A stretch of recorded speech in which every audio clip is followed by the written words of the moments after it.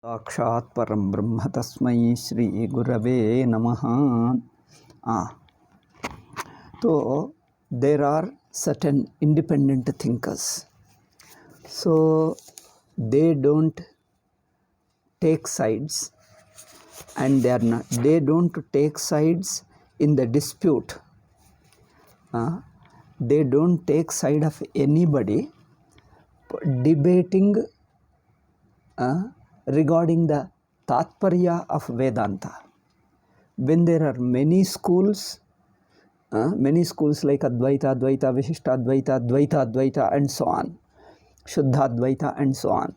When there are many schools interpreting Upanishads according to their own school, when there are sub-schools within each school, and this dispute is going on, ultimately, what is the Tatparya of Upanishad and what is the Prakriya of the Upanishad? Regarding these two, there are disputes. Regarding Tatparya, the dispute regarding the Tatparya is shown by the different schools, the existence of different schools. Since there are many schools, that shows that the Tatparya of Upanishad is not clear. Second point, within the one particular school, there are many variations. That shows variations in the Prakriya. Okay? Two things, as I told you. There are many schools regarding the Tatparya of Upanishads. Presence of many schools regarding the Tatparya shows that regarding the Tatparya, there is a difference of opinion, there is no common agreement. Now, next is within the each school, within Advaita, within Vishishtadvaita, within Dvaita, Advaita, within each school, there are different Prakriyas. When there are different sub-schools within a school, that shows presence of sub-schools, shows that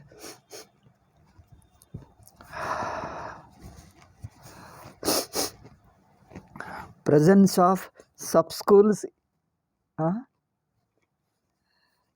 within a school shows there is a disagreement regarding the Prakriya. Okay, regarding the Prakriya there is a disagreement.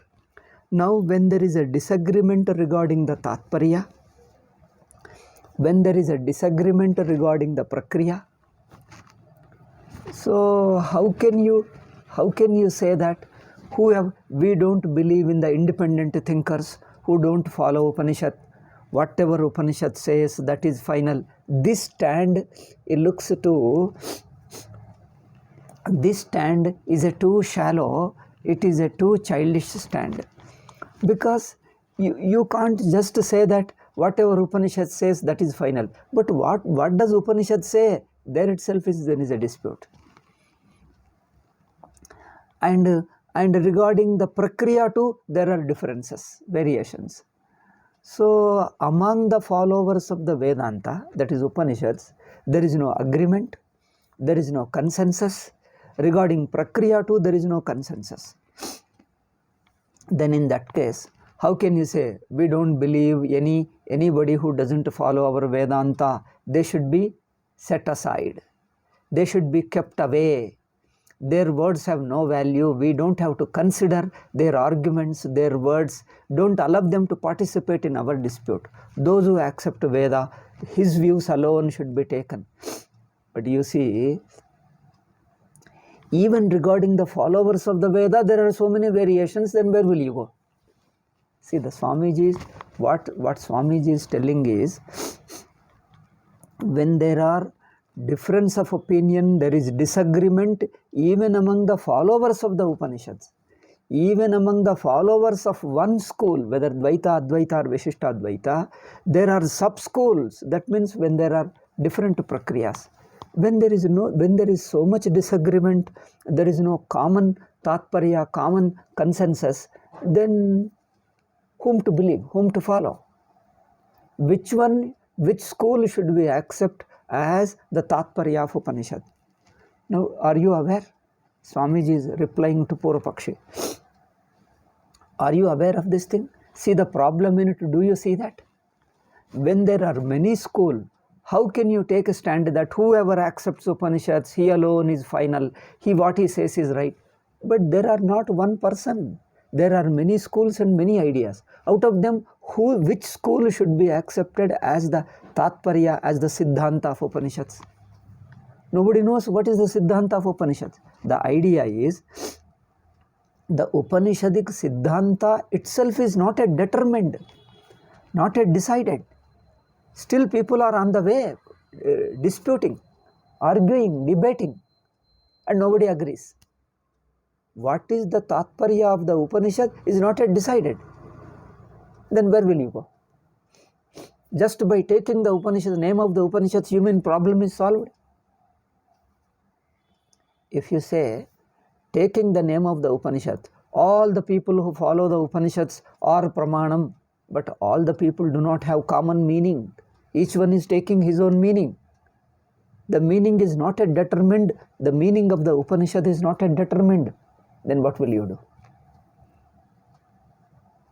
What will you do? And now he says, see how people are taking such a wrong stand. When there is a dispute, there is no agreement, there is no consensus among the followers of the Upanishads. Now you say that anybody who is an independent thinker, we don't care for them, set him aside, don't allow him to participate in the debate. Oh, you mean we should allow only those who believe Upanishads? Yes. You mean we should allow to participate in the debate only those who believe in the Upanishad? Yes. Okay. If we allow them, but even when they differ, where will you go? You know what our people say that, oh, we are so unfortunate that we are differing, we are quarreling among ourselves.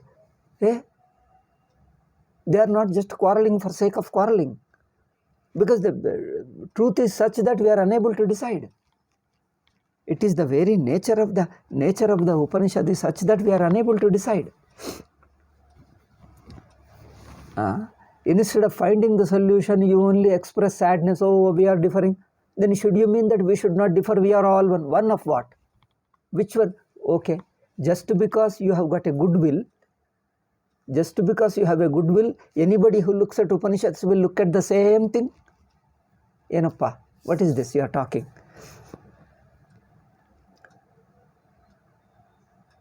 He is not understood, he is talking like a child.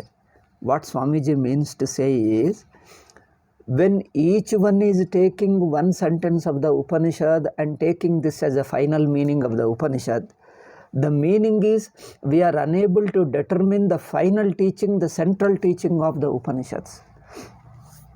We are unable to determine the teaching of the Upanishads. That means we need to still use logic.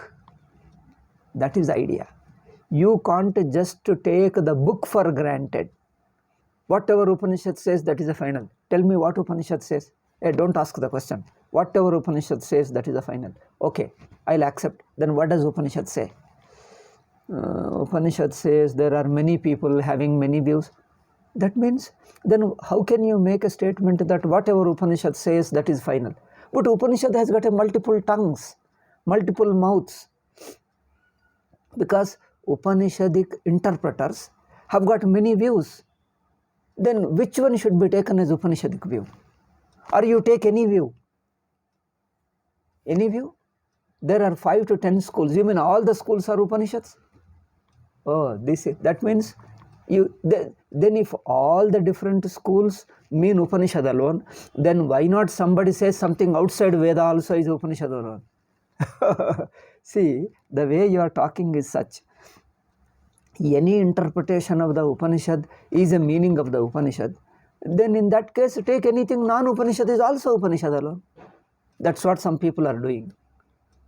When there are many interpretations in the Upanishads, some people are telling all Bible, Quran and everything is saying, even communism, everybody is saying. Because when there are many interpretations in the Upanishads, let us all be one, all Indians one. Let them talk anything. Let them talk against Veda, doesn't matter. If you are born in India's common DNA, we are all one. This is the kind of talking is going on. Okay, I think I'm sorry. Just a second, I can come back. So, Swamiji is talking on some good point, important subtle point. Atayeva, now Purapakshi told the independent thinkers, those who do not subscribe to Upanishad as a pramanam, those who do not accept Upanishad as a pramanam, but independent thinkers, they should be kept away. They should be kept away. They should not be allowed to participate in our debate. Therefore, the independent thinkers are not only independent thinkers. Anybody who doesn't accept Upanishad as a pramanam, throw them out. That means non-Vedikas, non-Vedantins, those who do not accept, that means those who accept Upanishads, they alone should be allowed. Purapakshi told. Siddhanti says two things are problem. One is within the followers of the Upanishads there is a dispute. Then there is an outsiders also. Then where to go? He says yada tachintyam. Yada hi astikanameva jignasunam vichikitsa bhavati. There is a doubt among the followers of the Upanishads. Vedanta. Vedanta means when there is a followers of the Upanishad, when there is a doubt, dispute, katham vidmo vayam ayameva shastrartaha iti. How do we know that this is the meaning of the Upanishad?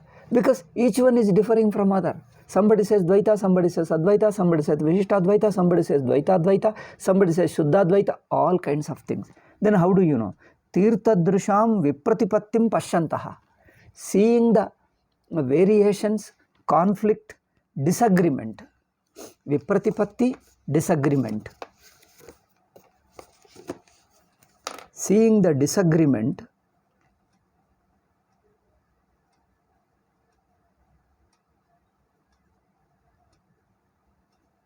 among our acharyas. Tirtadrisham means acharya. Among our acharyas, when there is a difference, so tada shastrartha vichara pratare baddhadarai ravashyan darshayitavyam bhavati shastrabhahya pakshasya dushtatvam. Then you have to say, among these various views, which view is outside Vedanta, outside Upanishad, which is acceptable to Upanishad and which is not acceptable to Upanishad? You have to discriminate and show. There is no way. Therefore, a particular argument, a particular view is from the followers of the Vedanta.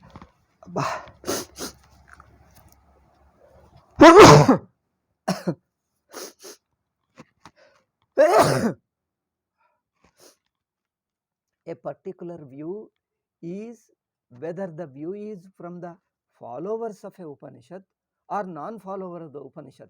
This difference you can't make. This is what Swamiji wants to say. You don't have to make a particular view, whether it is from the followers of the Upanishads or non-followers or independent thinkers. Whoever may be holding a view, the view itself has to be analyzed and find out whether the view itself is right or wrong. You can't just take the name of the Upanishad and accept something and reject another, because what Upanishad says, what is the meaning of the Upanishads, regarding the very meaning of the Upanishads, there is a dispute. Here what Swamiji's idea is, taking a book, taking a statement of a book doesn't solve the problem. Taking a simple quotation doesn't solve the problem. What is the meaning of the statement, that has to be determined. So, quoting a statement, you don't know what the statement means. There are disputes, there are disagreements, different people are taking different meanings from a statement. Then how? Then which of the meanings, which of these several meanings is the meaning of the Upanishads? When there is a dispute regarding this, can you say that whatever Upanishad says, that is final? But what does Upanishad say? Oh, that we don't know. Then we don't know, how can you say that? There are many views. First to settle that.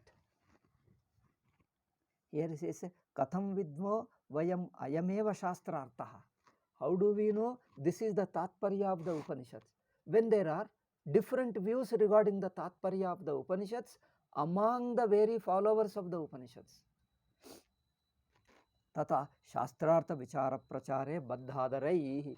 Those who want to do Prachara of the Upanishadic meaning or Vedanta, those who are trying to do Prachara of the Vedantic meaning, they must tell this clearly. Avashyam darshayitavyam bhavati Shastra Bhashya Pakshasya Dushtatvam. So they have to show which Paksha, which view is not acceptable to Upanishad. Why? Why this particular view is not acceptable to Upanishad and is outside Upanishad? It is not acceptable. How do you show? Whether that particular view may come in the name of the Upanishads or without taking the name of the Upanishads. Two things are there. Somebody is proposing that this is the truth. Now, what he proposed, what he presented as a truth, that presentation of the truth may come in the name of the Upanishad, with the help of the quotation of the Upanishad, or independent of the quotation of the Upanishad. Still, the view is a view. That Paksha is a Paksha. You have to show how that Paksha is not acceptable to Upanishad, but it is an outside Upanishad. You have to show. How do you show? See how Swamiji's argument is much deeper. See, there are two kinds of people. You are telling, Purvapakshi is told that those who follow the Upanishads, their view will be accepted, but and not those who are outside Upanishad. Here the problem is, what is the view of the followers of the Upanishad itself is not clear, because there are many followers and many views, many Siddhantas. Whose Siddhanta is the Upanishadic Siddhanta?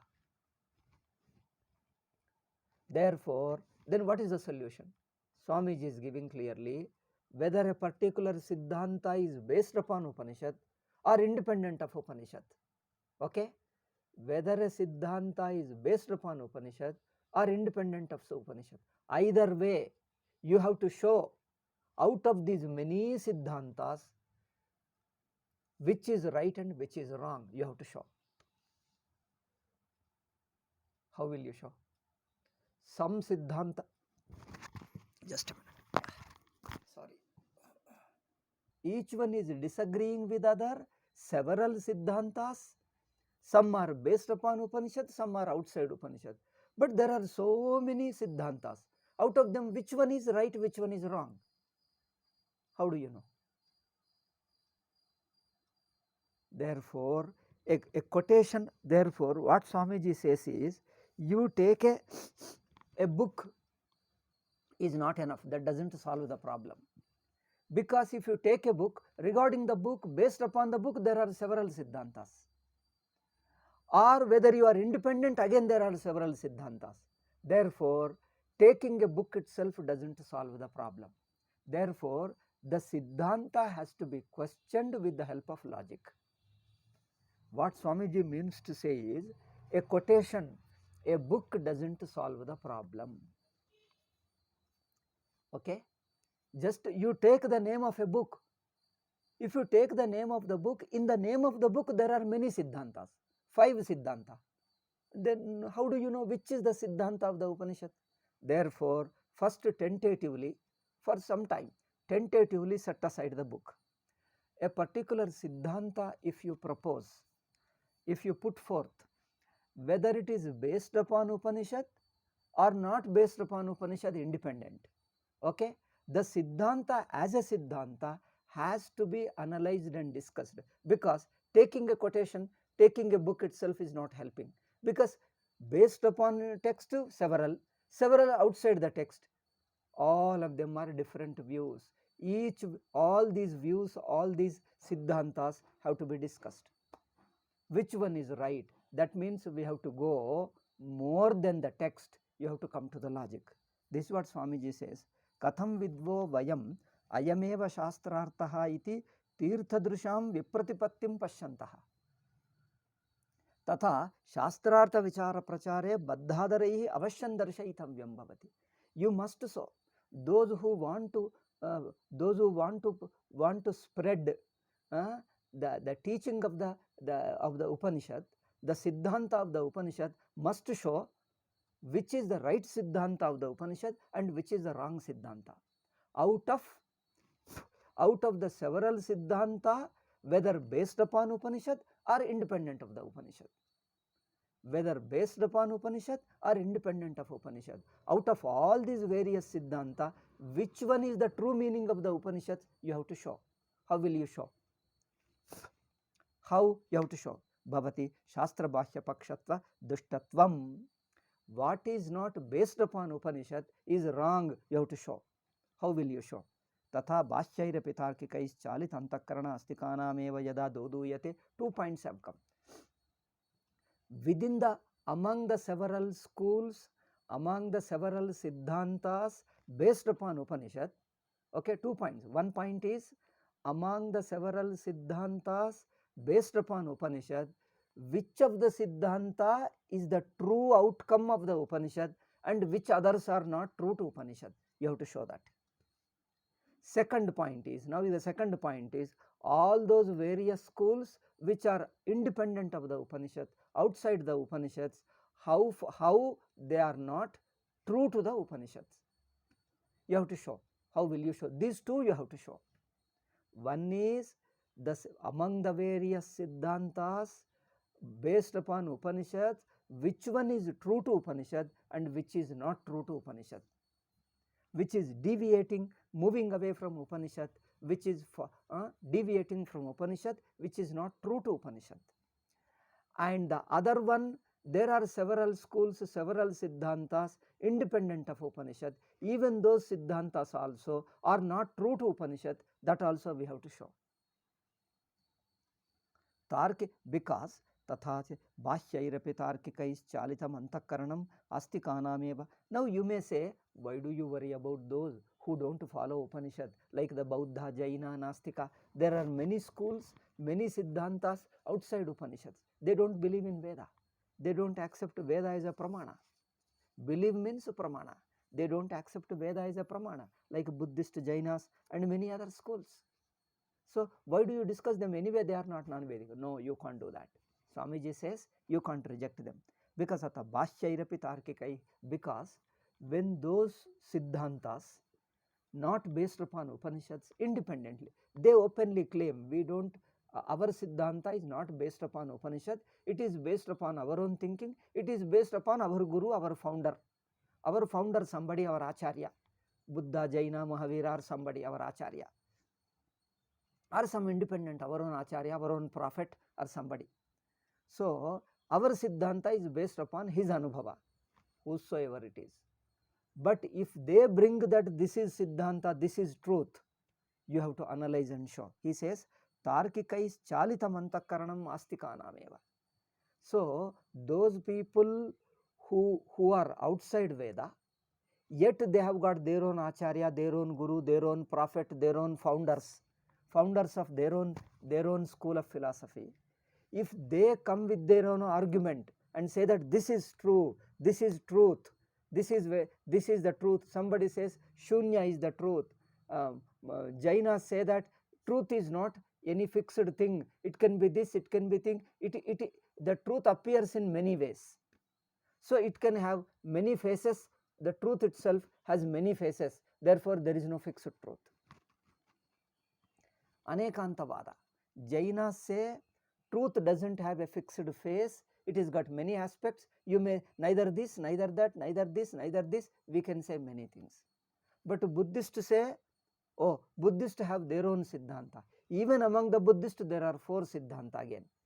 Bhashya Satyatvavada, 3 let us take. Bhashya Satyatvavada, Kshanika Vijnanavada, then Shunyavada. Like this. So Jainas 1 and Buddhist 3. There are 4 schools. All these 4 are outside Veda. They say this alone is the truth. They also have got an argument. They are presenting the truth and showing their arguments.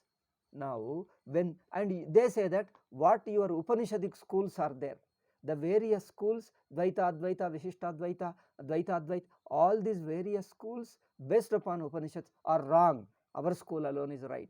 They start arguing. Okay. Now when they argue like this, how are you to determine which is the truth? Those people who openly say we are not based upon Vedanta, Upanishadic, we are not based upon Upanishad, still what we say is truth. Because our founder has discovered the truth. Buddha is enlightened. The very name Buddha says is enlightened.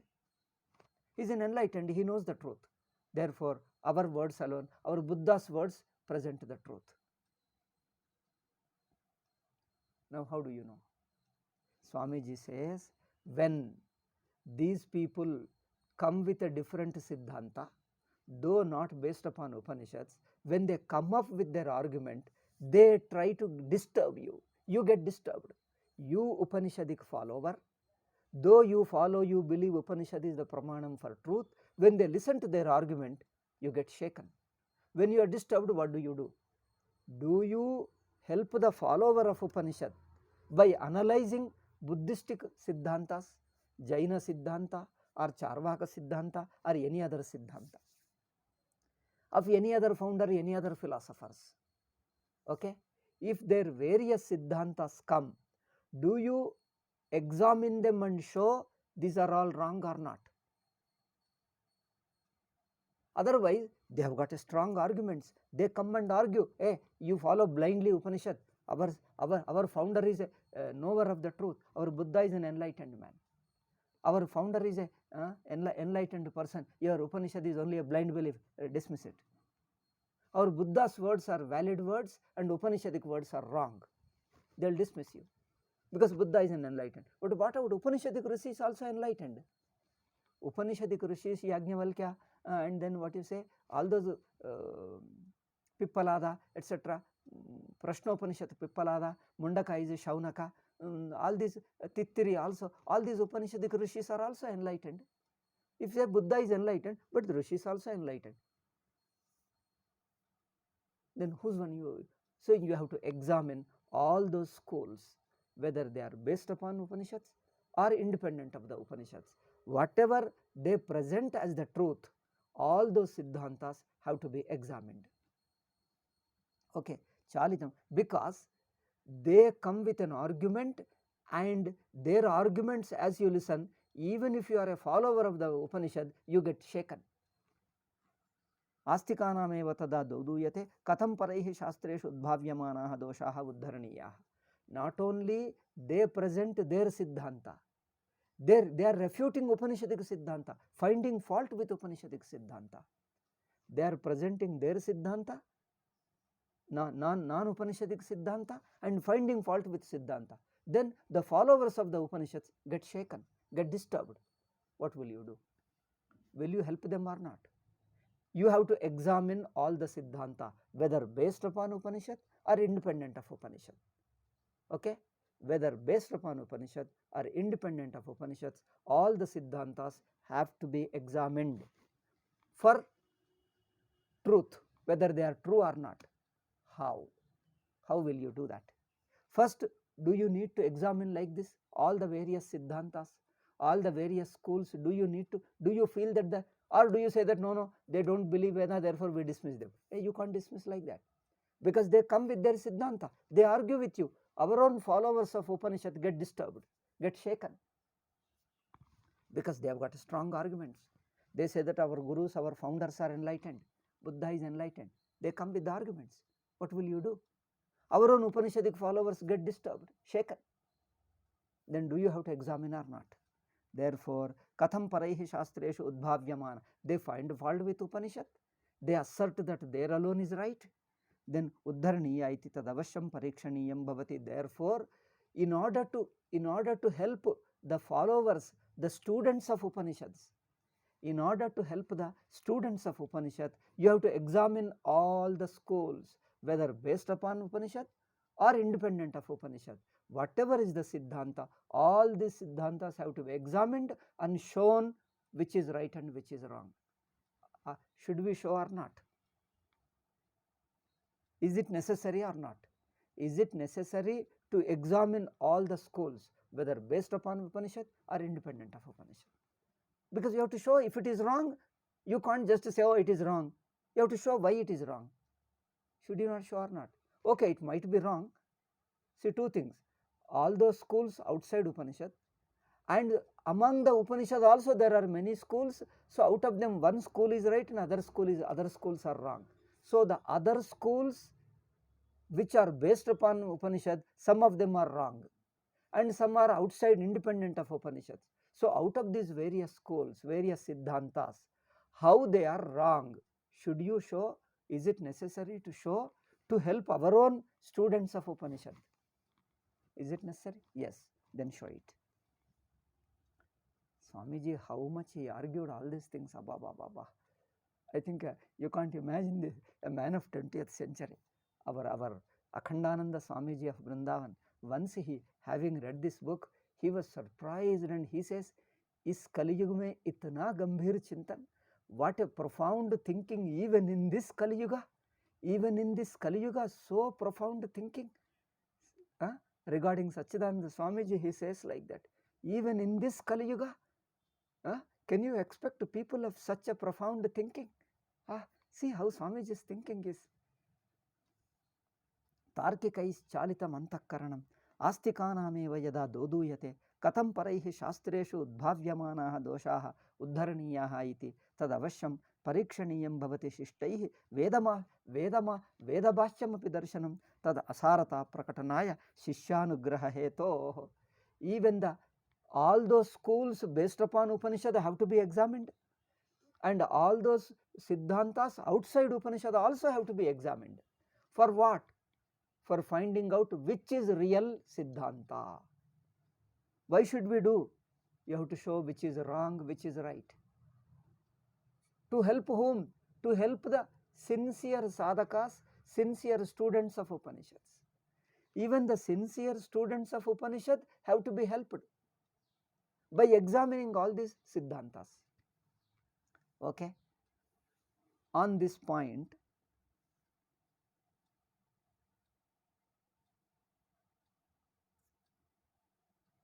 Swamiji gives one quotation from Mahabharata. Okay? In the footnotes. Oh, time is up. Anyway, I'll quickly do it in 1 minute. Okay? This quotation, and then we'll read the text tomorrow. So, Sthapayadvam imam dharmam prayatnenapi hedvija. Even the very Puranas say, Mahabharata says that, establish the Upanishadic Siddhanta by disputing, by discussing, by examining all, both Upanishadic and non-Upanishadic. Examine all of them and establish, show which is right and which is wrong. So that in order to help the students of Upanishads, you have to discuss like that. You have to discuss and show how Upanishadic Siddhanta is right. If you don't do that, like these days, any book is same, Bible, Quran is same, everything is same. These everything same Vadins are confused, have added further confusion. When there are several schools are based upon the Upanishad itself, Dvaita, Advaita, Vishishta, Advaita. These people telling that Bible, Quran also talking the same, they have further added confusion to Hinduism. Therefore, you see, Hindus are thoroughly confused. Thoroughly, completely, deeply in the confusion. They have added further confusion instead of clarifying them. Therefore, should you examine all the schools and show which is right or not? And Mahabharata says that you must, if you are a follower of Upanishad, you must examining all these Siddhantas and show they are wrong and this is right. If you don't show, if you keep quiet, you are a sinner. You will be going to hell by committing papa. See, the shloka says that Tasyahanta sapapi syat iti Vedanta nischaya. A person who doesn't examine various Siddhanta, Islam, Christianity, Arya Samaj, and then Buddha, etc., all the various schools, examine them, show how they are wrong. If you don't show them, see, Tasyahanta yohi sthapayitum shakyaha, though you are capable of thinking, analyzing, do that. Examine all the schools. If you don't do, Mohito Naraha, adella namage, why should we do that? Why do we bother about other school? You can't ignore that, because they are coming and influencing all over. Our own followers of Upanishads, they are influencing us. They are spreading all around, propagating. You have to examine and show how those schools, how their siddhantas are wrong. Okay? Tasya hantasa. If you don't do, you allow Hinduism to die, he will be a sinner. He will go to hell, I tell you. You are a scholar, you know the Sanskrit scholar, you have studied Vedanta, you are capable of analyzing, examining all the various siddhantas. But if you don't show, by ignoring for sake of money, you get money and you live comfortably, by destroying Vedantic Siddhanta, because you allow Vedantic Siddhanta be destroyed by the propagation of all others, because you have not examined them, you have not shown them how they are wrong. See, the shloka says, Yohi sthapayitum shakyo natu kuryan mohito naraha tasya hanta sapapi syat. By your omission. Omission means by not defending the Upanishadic Siddhanta, by not showing how non-Upanishadic Siddhanta is wrong, by not showing, that means by omission, you are committing a papa, and as a result of papa, you will become a papi, fit to go to hell. Okay?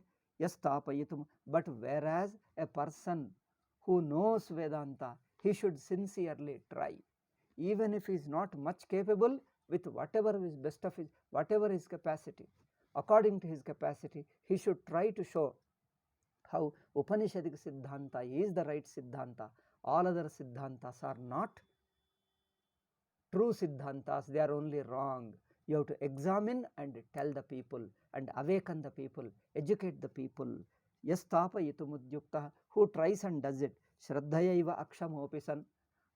So, with whatever little capacity you have, try to show this. Then, sarva papa vinirmuktaha, you will be free from papa. Sakshat jnanam avapnayat. You will be free from papa and you will get jnanam. You will get moksha.